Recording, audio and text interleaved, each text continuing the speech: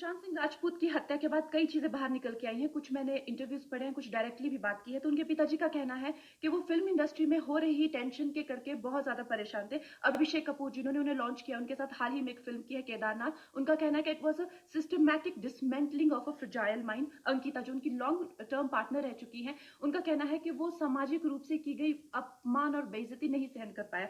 तो अब मैं आपको बताऊंगी कि मूवी माफिया ने ना कि सिर्फ उनको बैन किया था, सिस्टमैटिक डिसमेंटलिंग, कैसे कतरा कतरा करके उनका दिमाग तोड़ा गया है, उनको मारा गया है। तो ब्लाइंड आइटम आप इसलिए लिखते हैं क्योंकि आप जब झूठ लिखना होता है, आप को के अगेंस्ट कोई लीगल एक्शन नहीं लिया सकता, क्योंकि आपका तो नाम ही नहीं लिखा, मगर उसकी जो डिस्क्रिप्शन होती है, जैसे मेरे बारे में लिखा जाएगा कि जिस लड़की के घुंघराले बाल हैं, जिसको नेशनल अवार्ड मिला हुआ है, साइकोटिक है, इस तरह से, जो कि मनाली से, डिस्क्रिप्शन पूरी दी जाएगी मगर नाम नहीं लिखा जाएगा। 23 अगस्त 2017 को बॉलीवुड लाइव सुशांत के बारे में लिखता है कि वो जब भी सेक्स करता है तो सिर्फ अपने ही गाने सुनता है, वो सबसे बड़ा नार्सिसिस्ट है। 16 दिसंबर 2016 में मुंबई मिरर लिखता है कि सुशांत एक ट्रक ड्राइवर की तरह लगता है। 22 फरवरी 2019 को मुंबई मिरर लिखता है कि पार्टी में तमाशा करने के बाद सुशांत ने कांच की बोतल एक डायरेक्टर के सर पे दे मारी। 18 अक्टूबर 2018 को डीएनए लिखता है कि सुशांत ने अपनी को एक्टर का रेप किया और वो मीटू के चलते अब जेल जा सकता है। और ऐसी न जाने कितने अनगिनत झूठ।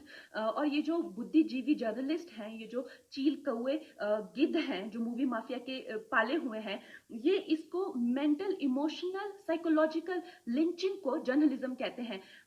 मेरे बारे में आज तक जो भी कहा गया मैंने कुछ नहीं कहा, लेकिन जब एक स्वतंत्रता सेनानी के खिलाफ गंदगी लिखी गई, मैंने उस जर्नलिस्ट को कॉन्फ्रंट किया। आपको पता है, उसी रात 4 सीनियर जर्नलिस्ट ने मेरे खिलाफ एक गिल्ड बनाई। ऐलान किया गया कि इसकी फिल्म को बैन किया जाए, फ्लॉप किया जाए। आपको पता है, 3000 जर्नलिस्ट गैंग अप होते हैं एक अकेली लड़की पर, उसकी इमोशनल लिंचिंग करते हैं सरेआम, और ये समाज कुछ नहीं कहता, कानून कुछ नहीं कहता है।